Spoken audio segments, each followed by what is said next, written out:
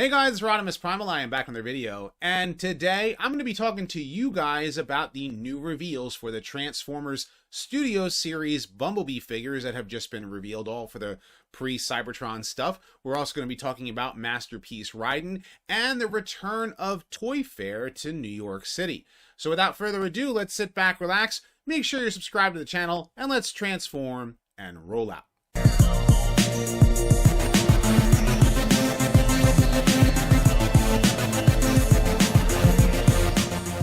Consider supporting the channel on Patreon, becoming a channel member, or purchase some merch like my brand new CWO Con World Order t-shirt today. Okay, so the first thing that I actually want to talk to you guys today about has to do with a course that if you want to take it and learn about the art of writing for video games, Flint Dilley, who I have interviewed on the channel before, is one of the teachers for a course. They're allowing 35 students in through Classpert. And it's literally going to be a 10-week training course for the art of writing video games. It's going to take place at the beginning of December and run through February. I'm actually going to be taking this course myself. It is going to be $5.99.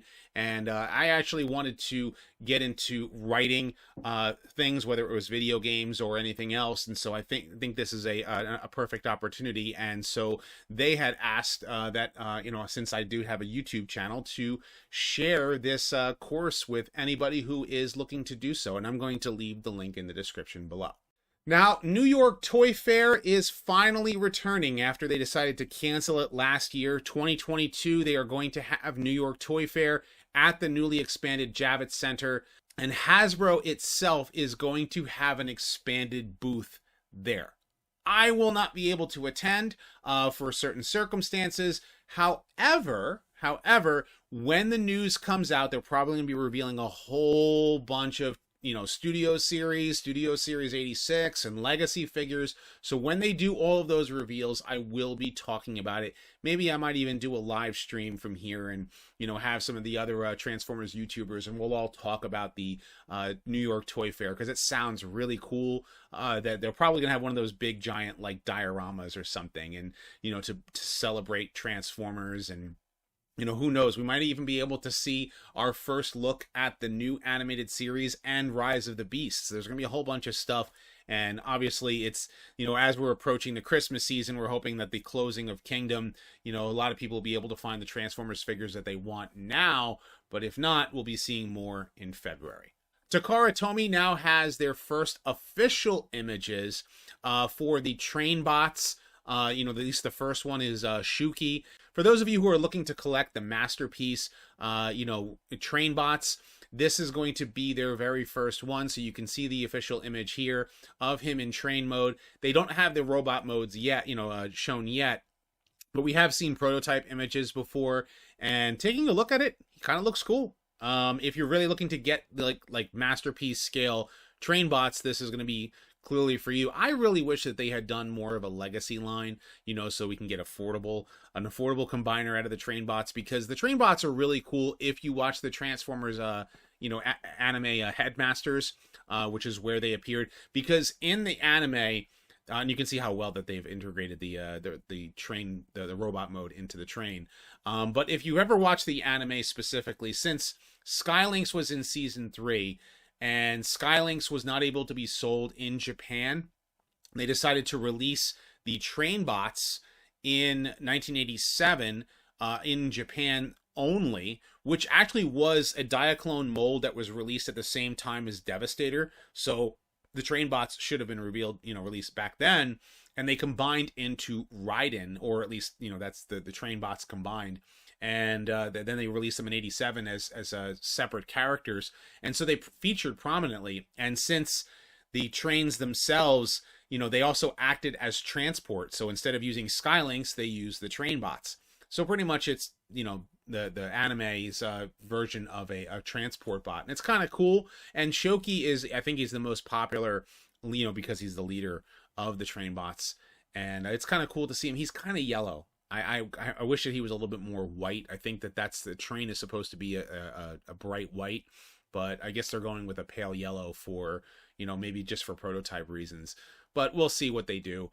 And they're very expensive. The Masterpiece Trainbots are going to be very expensive. This is why I had said I think they're like $200 a piece. So if you want one Trainbot, it's $200, and then they're going to release 6 of them. So, and they're going to be released separately.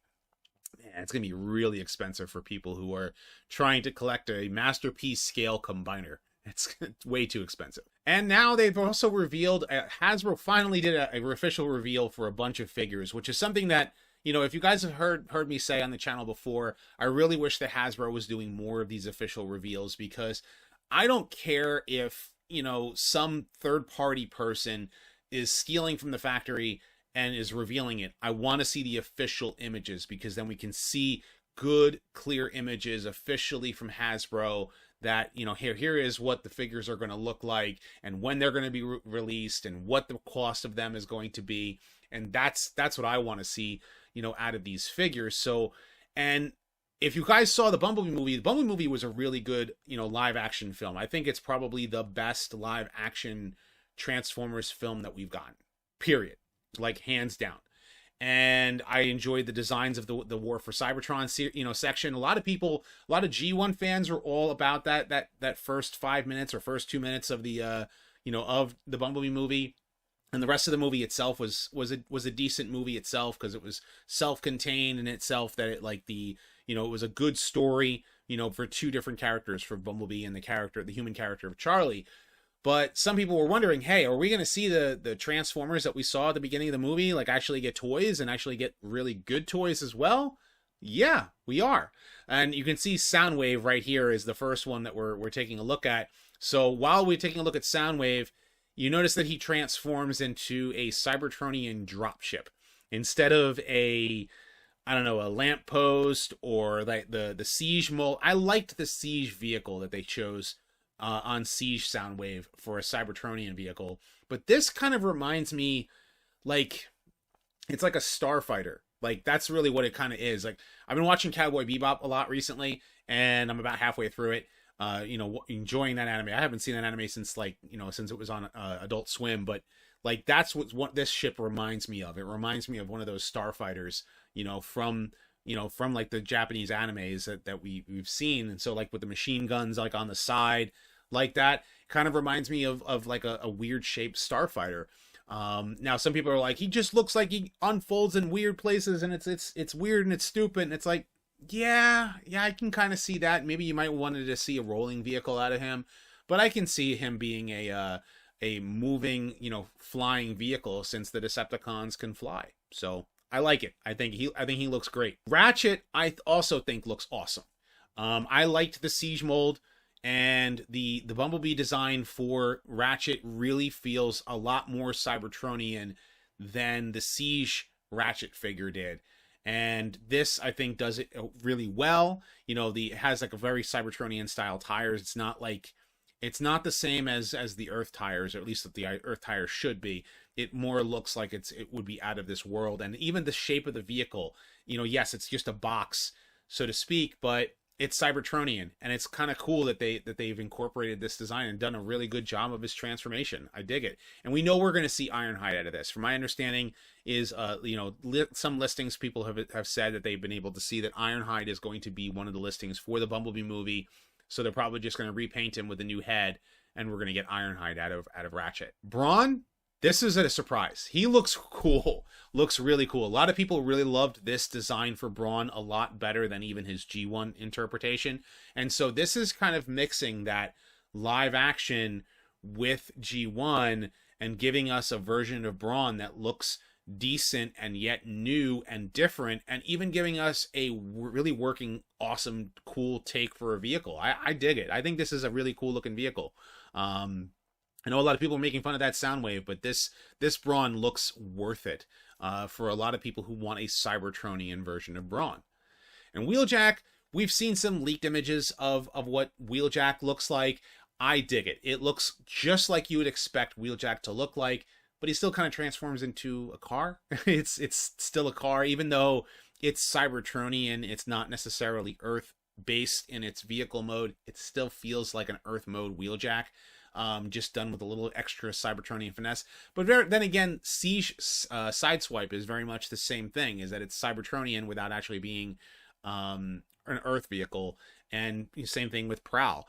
But I mean, I would have loved to have seen the box from G1. But you know something, again, this is specifically for the live action film of Bumblebee. I like it. It looks pretty cool. And I think it works so well for the character to be a Cybertronian version of Wheeljack. Ravage is going to be released in core class, so he's going to be very affordable. And I believe that he will be able to fit inside of Soundwave. So if you're going to get Soundwave, you might as well get Ravage as well. And this looks to be the most posable Ravage figure that they're releasing, that is his classic, Panther mode, but also transforms into a cassette. Because every other version of Ravage out there, like, I got the Titans Return one, I didn't care for it. I've got the War for Cybertron one, and I don't care for it. Or it's in the Netflix Soundwave. It came with Ravage as well, and it's like they're tiny and they're small. And then of course you've got the G1 Ravage, which isn't very posable. Like, even though it's posable, it's like it's very flat, whereas this is like a box.